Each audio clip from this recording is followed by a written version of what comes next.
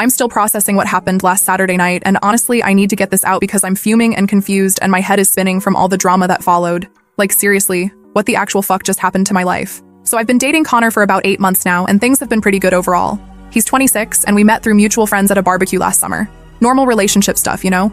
We hang out a few times a week. He's met my parents, I've met his family. We do couple things like mini golf and Netflix marathons and farmers markets on weekends. But here's where things get weird. Connor has this obsession with social media that I honestly didn't think was that big of a deal until last weekend. He posts constantly on Instagram, like multiple stories per day, always tagging locations and people, documenting every meal and workout and random thought. I'm more of a lurker type who posts maybe once a week, usually just sunset photos or my coffee or whatever. Different social media styles, no big deal, right? Wrong, apparently. The first hint something was off came about 3 weeks ago when Connor started making these little comments about my Instagram. Like we'd be out to dinner and he'd pose for a selfie, and when I didn't immediately post it, he'd ask why I was waiting. Or he'd notice that I posted a picture of my breakfast but didn't include the fact that we had breakfast together. Small stuff that seemed harmless, but looking back now, I should have paid more attention to the pattern. Then 2 weeks ago, I went through this crazy busy period at work where I was pulling late nights and barely had time to check social media, let alone post anything. Connor mentioned a few times that I hadn't posted any pictures of us lately, and I brushed it off because honestly, who keeps track of that stuff? I figured he was just being silly, and I'd post something when I had a chance. Fast forward to last Saturday.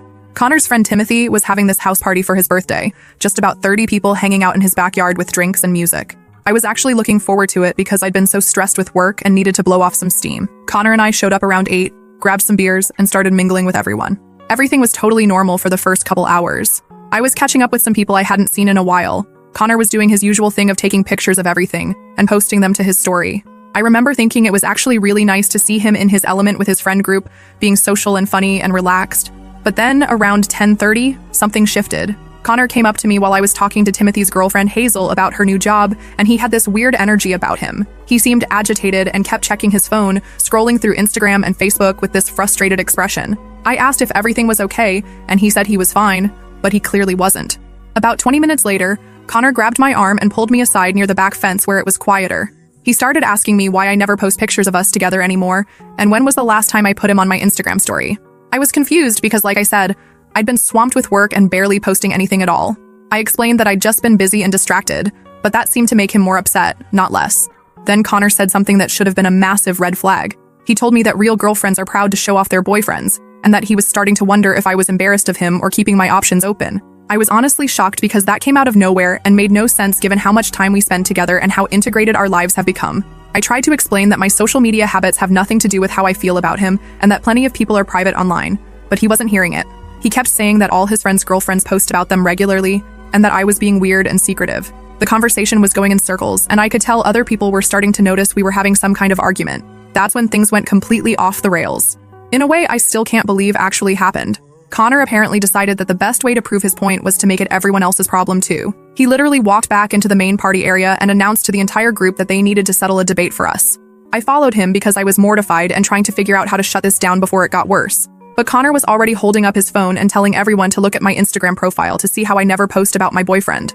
He was scrolling through my recent posts and pointing out that I'd posted pictures of my coffee, my dog, some sunset, a book I was reading, but no pictures of him. The humiliation I felt standing there while 30 people stared at my phone screen and listened to Connor analyze my social media presence like it was evidence in a court case. People were uncomfortable and trying to change the subject, but Connor kept going, getting more worked up and more dramatic about how this proved I was ashamed of him. Then he said the thing that made me realize this relationship was probably over. Connor looked right at me in front of all these people and said I was acting like a fake girlfriend who was probably embarrassed of him and that real girlfriends don't hide their relationships like dirty secrets. The way he said it was so nasty and accusatory and public that I felt like I'd been slapped. I told him he was being ridiculous and that we needed to talk about this privately, but he was too far gone. Connor threw his hands up and announced that he was leaving because he wasn't going to waste his time with someone who treated him like he didn't exist. Then he stormed out of the party while everyone stood there in complete awkward silence. I stayed for another hour trying to salvage the situation and apologized to Timothy for the drama, but honestly, everyone was looking at me like I was the problem. A few people asked if Connor was okay and whether we fight about social media a lot, which just made me feel worse because now I'm second-guessing whether I actually was being inconsiderate somehow. By the time I got home around midnight, I had 17 text messages from Connor, ranging from angry rants about how I humiliated him in front of his friends, to accusations that I'm probably talking to other guys, and that's why I don't want to post couple photos. The messages got progressively more unhinged and demanding, with Connor insisting that I needed to post a picture of us immediately to prove I'm not ashamed of him. So at 1 in the morning, exhausted and confused and honestly just wanting the fighting to stop, I posted a picture from earlier that evening of Connor and me at the party. Within 5 minutes, he commented on it saying, "About time you stopped hiding me like I'm some dirty secret," which made me want to delete the whole post because now it looked like he'd forced me to put it up.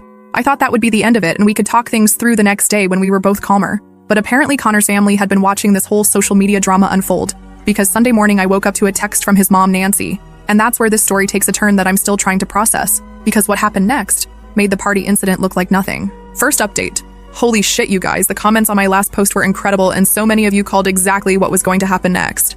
Shout out to the person who said family members getting involved meant this was about to get 10 times worse. You were absolutely right. So Sunday morning, I woke up to this long text from Connor's mom, Nancy, that basically tore me apart. She started off saying she'd been watching Connor's Instagram story from the party and noticed how upset he seemed. Then she'd seen my post afterward and Connor's comment, and she wanted to understand what was going on between us. But then Nancy went completely off the rails. She told me she'd raised Connor to value relationships where both people are proud to be together, and that she was concerned I wasn't taking our relationship seriously. She said that when she was dating Connor's dad, she couldn't wait to show him off to everyone and that real women who love their men want the whole world to know about it. The part that really got me was when Nancy said she'd noticed I barely mentioned Connor on social media, and that she's worried I'm treating him like some casual fling instead of recognizing what a catch he is. She ended the message by saying she hopes I can figure out how to appreciate her son properly, because good men like Connor don't wait around forever for women who act ashamed of them. I was honestly stunned that his mother was getting involved in our relationship drama and lecturing me about social media posts like I'm some teenager who doesn't know how to behave. I screenshot the message and sent it to my best friend Violet, who immediately called me and was like, "What the hell is wrong with these people?" Before I could even figure out how to respond to Nancy, Connor started blowing up my phone with calls and texts, saying we needed to talk immediately. I was still in my pajamas drinking coffee and trying to process his mom's message, but Connor was insisting I come over to his apartment right away to discuss everything that happened at the party. I told Connor I needed some time to think about things, but he kept pushing, saying we couldn't leave issues unresolved and that he'd been up all night thinking about our fight. He seemed genuinely distressed and kept apologizing for losing his temper in public, so I agreed to drive over around noon to talk things through. When I got to Connor's place, he immediately launched into this long explanation about how social media is really important to him, because it's how he stays connected with friends and family who live far away. He said his college buddies always share pictures of their girlfriends and that when I don't post about us, it makes him feel invisible in my life. Connor explained that he'd been feeling insecure for weeks watching me post about everything except our relationship, and that he started wondering if I was keeping my options open or planning to break up with him. He said the party incident happened because he'd been drinking and all those feelings came out at once in the worst possible way. I tried to explain that my posting habits have nothing to do with how much I care about him, and that plenty of people prefer to keep their relationships more private online. I told Connor that constantly documenting everything on social media actually makes me feel less present in the moment, and that I'd rather focus on actually enjoying our time together than staging it for Instagram. But Connor kept circling back to the same points about how couples should want to celebrate each other publicly and how my behavior was sending mixed signals to everyone around us. He said his friends have been asking if we're having problems because I never acknowledge him online, and that it's embarrassing to constantly have to explain why his girlfriend acts like he doesn't exist. The conversation went on for almost 2 hours with both of us repeating the same arguments over and over. Connor insisting that social media sharing is a normal part of modern relationships and me trying to explain that forced posting feels fake and uncomfortable. Neither of us was budging, and I could tell we were both getting frustrated again. That's when Connor brought up his mom's text and said Nancy was just concerned about our relationship, because she could see how much the situation was bothering him. He defended her message by saying she was trying to be helpful and that she raised valid points about how committed couples typically behave. I told Connor that having his mother lecture me about Instagram was completely inappropriate, and that our relationship shouldn't involve his family members monitoring my social media activity. Connor got defensive and said Nancy was just looking out for him and that I was overreacting to someone who cares about both of us. The conversation was going nowhere, and I was starting to feel like Connor fundamentally didn't understand why the party incident was so humiliating and inappropriate. I told him I needed more time to think about whether we could work through such different perspectives on privacy and relationships. Connor panicked when I said that and started backtracking, saying he didn't want to break up over something stupid and that we could find a compromise. He suggested I could start posting about us occasionally without it being forced or fake, and that he would try to be less sensitive about social media in general. I was considering whether that could actually work when Connor's phone started buzzing with notifications. He glanced at it and got this weird expression, then said his sister Erica wanted to see the Instagram post I'd made Saturday night. Before I could ask why that mattered, Connor was showing me his phone screen where Erica had shared my post to her Instagram story, but she hadn't just shared it normally. Erica had added text over the picture that said, "Some girls don't deserve good men," with a bunch of eye-rolling emojis. She tagged several of her friends and added another story slide about how she couldn't believe some people needed to be forced to show appreciation for their relationships. Erica has like 3,000 followers, and she was basically calling me out as a bad girlfriend to all of them, based on one Instagram post and whatever version of events Connor had told her. Connor tried to downplay it by saying Erica was just being protective and that she didn't mean anything serious by it, but I was done. I told him that having his sister publicly shame me online was the final straw, and that I couldn't deal with his entire family getting involved in our relationship drama. Connor begged me not to make any big decisions while I was emotional and promised he would talk to Erica about taking down the story. He said his family just needed time to understand my perspective, and that once they got to know me better, they'd realize they'd jump to conclusions. But here's the thing that's been eating at me since Sunday. When Connor showed me Erica's story, I noticed she'd already gotten dozens of responses from people agreeing with her and adding their own comments about girlfriends who don't appreciate good guys. My picture was being screenshot and shared with commentary I couldn't even see, spreading to people I'll never know about. I left Connor's apartment without giving him a definitive answer about our relationship, but honestly, I'm leaning toward ending things. The fact that he doesn't see how inappropriate his family's behavior is makes me think this is just going to keep escalating if I stay with him. But here's where I need advice from you guys because something happened yesterday that's making me question everything about this situation and Connor's motivations. Update 2, posted 5 days later. Okay, so first off, thank you to everyone who commented on my last update. You guys are absolutely right that Connor's family behavior is completely unhinged and that I should have run the minute his mom started lecturing me about being a real woman. The person who said this screams controlling behavior was spot fucking on. So after I left Connor's apartment on Sunday feeling completely drained from that 2-hour conversation where we just talked in circles, I decided I needed to get some perspective on this whole situation. I called my older sister Jasmine, who lives across the country, and told her everything that had happened from the party incident to Nancy's text to Erica's Instagram story. Jasmine listened to the whole story and then asked me one question that hit me like a truck. She wanted to know if Connor had ever shown this level of intensity about anything else in our relationship or if the social media obsession was completely out of character.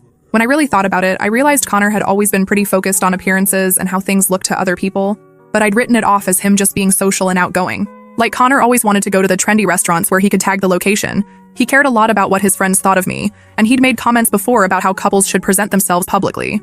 I'd never connected those dots before because individually each thing seemed harmless, but taken together it painted a picture of someone who was really concerned with external validation. Monday morning, Connor started texting me again, asking if I'd had time to think about everything we discussed and whether I was ready to move forward with some kind of compromise. I decided to be completely honest and told him that the more I thought about our conversation, the more I realized how different our values were around privacy and relationships. Connor immediately went into damage control mode and said that he understood I needed space to process, but that he didn't want me to overthink things and create problems that didn't exist. He insisted that every couple has disagreements about social media and that we could work through this if I was willing to meet him halfway. I explained to Connor that it wasn't just about social media anymore. It was about the way he'd handled the whole situation, from the public humiliation at the party to defending his family's inappropriate behavior. I told him that healthy relationships don't involve partners monitoring each other's online activity or families publicly shaming people for not posting enough couple photos.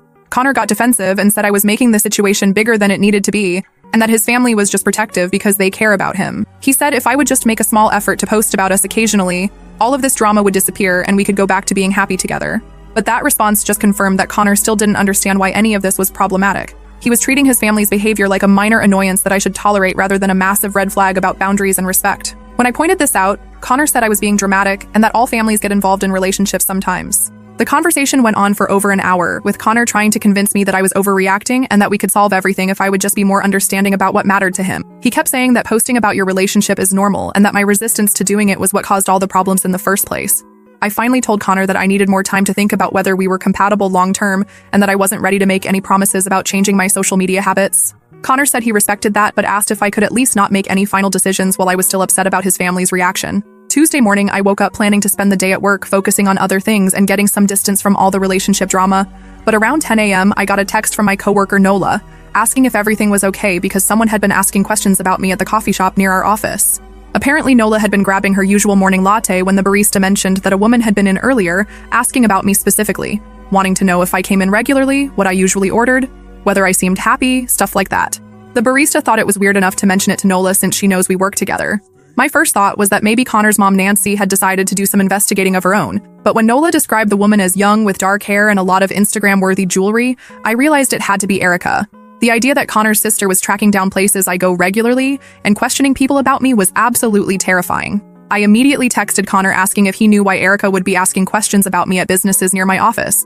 Connor called me right away and seemed genuinely confused and concerned when I explained what Nola had told me. He said he had no idea why Erica would do something like that and that he would call her immediately to find out what was going on. About an hour later, Connor texted me saying he talked to Erica and that there had been a misunderstanding.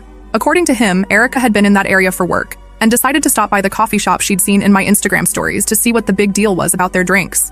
Connor said she'd mentioned to the barista that she knew someone who came there regularly, and the conversation had gotten blown out of proportion. But that explanation made no sense because I'd never posted any Instagram stories about that coffee shop. I barely post stories at all, and when I do, it's usually just sunset photos or my dog.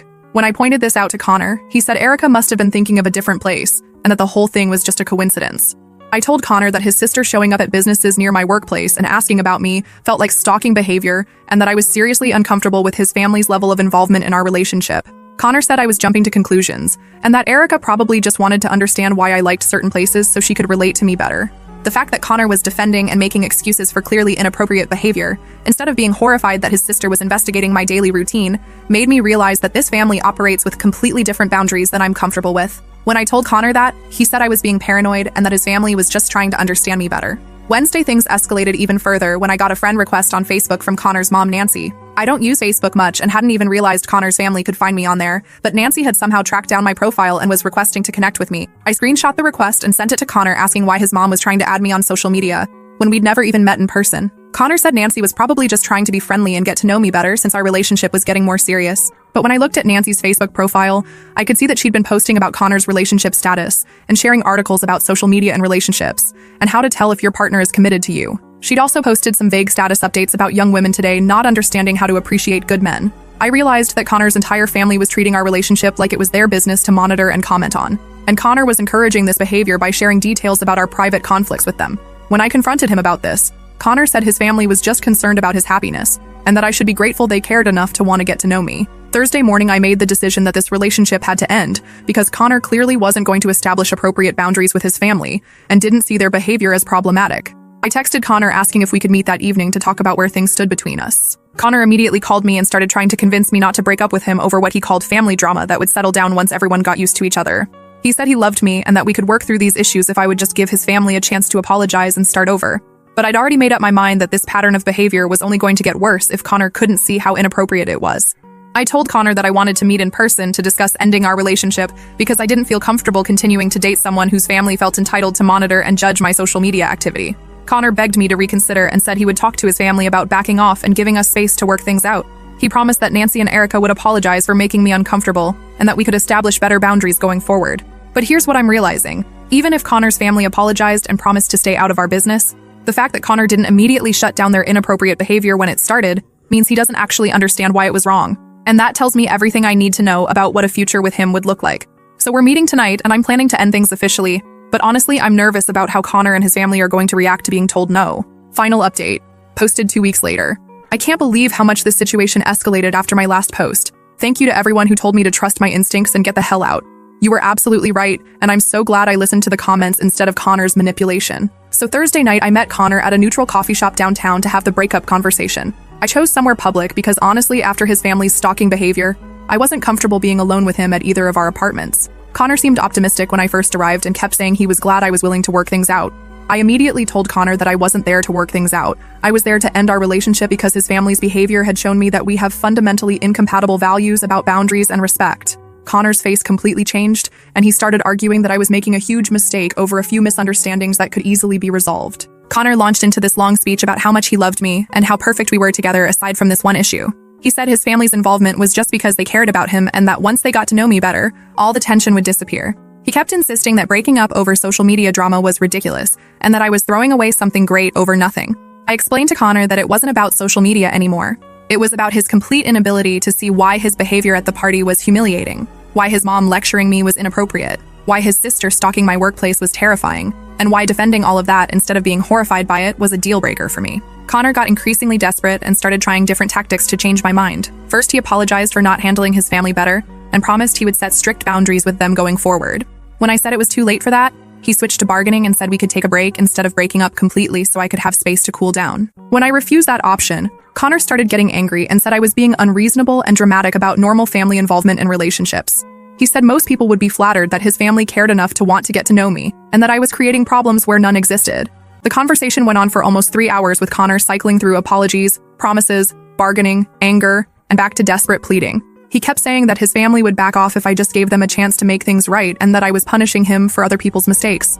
But the thing that really confirmed I was making the right decision was when Connor said that if I would just post about our relationship regularly like a normal girlfriend, none of this drama would have happened in the first place. Even in the middle of me breaking up with him, he was still trying to make it my fault for not meeting his social media expectations.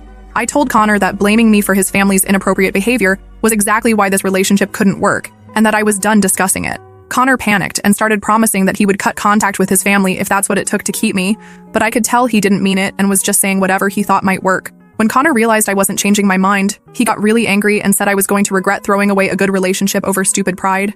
He said I'd probably end up alone because most guys wouldn't put up with someone who refuses to compromise about basic relationship expectations. I left the coffee shop feeling relieved that I'd finally ended things, but also worried about how Connor and his family would react to being told no. That worry turned out to be completely justified because what happened over the next few days was absolutely unhinged. Friday morning, I woke up to 17 missed calls from Connor and a series of increasingly frantic text messages. He started off apologizing for getting angry the night before and begging me to reconsider. But when I didn't respond right away, the messages got more aggressive and accusatory. Connor said I was making the biggest mistake of my life and that I'd never find another guy who loved me as much as he did. He accused me of leading him on for 8 months just to break up with him over his family caring about him. He said I was selfish and immature, and that I'd realize what I lost when it was too late. I didn't respond to any of the messages because I felt like engaging would just encourage more contact, but Connor kept sending them throughout the day. By Friday evening, he was sending long paragraphs about how we were meant to be together and how he knew I didn't really want to break up. Saturday morning, things got worse when I discovered that Nancy had posted a long Facebook status about young women today not understanding commitment and how social media has ruined relationships. She didn't mention me by name, but she tagged Connor in it, and several of his relatives had commented with agreement and heart emojis. Then Erica posted an Instagram story with a bunch of screenshots of articles about women who don't appreciate good men and how modern dating culture has made people disposable. She'd added text saying that some people throw away love over the stupidest things and that real women fight for their relationships. Seeing Connor's family publicly discussing our breakup and painting me as some terrible person who didn't appreciate him was infuriating. These people had never even met me in person, but they were creating this whole narrative about who I was based entirely on Connor's version of events. Saturday afternoon, Connor showed up at my apartment building and buzzed my intercom asking to talk. When I said no through the speaker, he started pleading and saying he just needed 5 minutes to explain something important. I told him that showing up at my building uninvited was exactly the kind of boundary-crossing behavior that made me end our relationship. Connor said he wasn't trying to cross boundaries. He just needed to tell me that he'd talked to his family, and they all wanted to apologize for making me uncomfortable. He said Nancy and Erica felt terrible about their posts and that everyone was willing to start over if I would give them another chance. I told Connor through the intercom that his family's apologies were meaningless since they were only happening because I'd broken up with him, not because anyone genuinely understood why their behavior was wrong. I said that if he didn't leave immediately, I would call building security.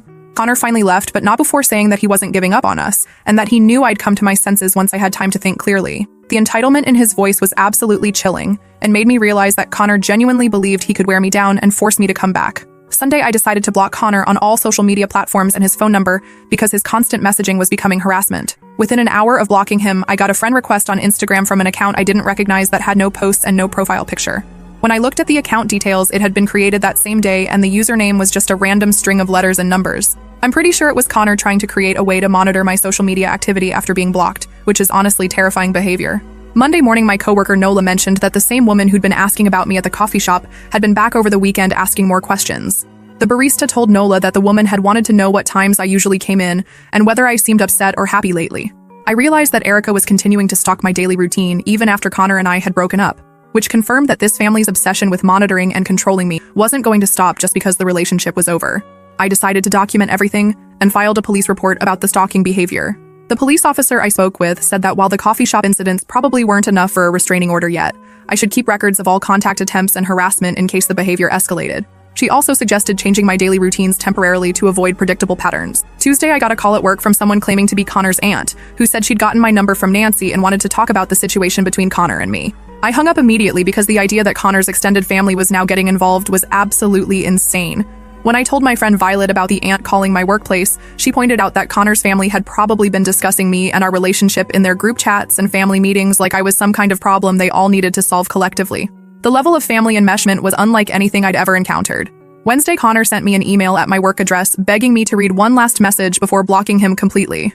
In the email, he said he'd been thinking about everything I'd said and that he finally understood why his family's behavior was inappropriate. He promised that he'd told them all to stop contacting me and that he wanted to try again with better boundaries. But the fact that Connor was now contacting me at work after I'd blocked his personal communications just proved that he still didn't understand what boundaries meant.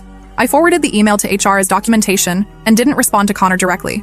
Thursday, I found out from Timothy's girlfriend Hazel that Connor had been telling people at their friend group gatherings that I'd broken up with him because I was ashamed of our relationship and didn't want to commit. She said Connor was painting himself as the victim of a girlfriend who led him on and then disappeared when things got serious. Hearing that Connor was still pushing the narrative that I was the problem even after everything that happened made me realize that he genuinely believes his version of events, where he's just a loving boyfriend whose family cares too much and I'm an ungrateful girlfriend who threw away something good over nothing. It's been 2 weeks now since the breakup, and Connor's family has finally stopped their social media posting about relationships and commitment, probably because they realized it was making them look unhinged to their own friends and relatives. Connor hasn't tried to contact me since the work email, and I'm hoping he's finally accepting that it's over.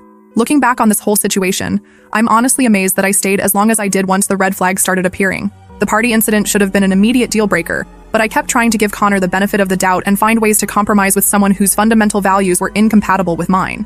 To anyone reading this who sees their own relationship reflected in Connor's behavior, trust your instincts about boundary violations and family enmeshment. When someone shows you that they think their needs are more important than your comfort and privacy, believe them the first time and run. Connor's still single according to his very public Instagram presence, and honestly I feel sorry for whatever woman has to deal with his family's monitoring and judgment next. At least now I know exactly what questions to ask about social media expectations and family boundaries in future relationships. Thanks again to everyone who supported me through this absolute shit show. You guys helped me stay strong when I was doubting myself, and I'm so grateful for this community.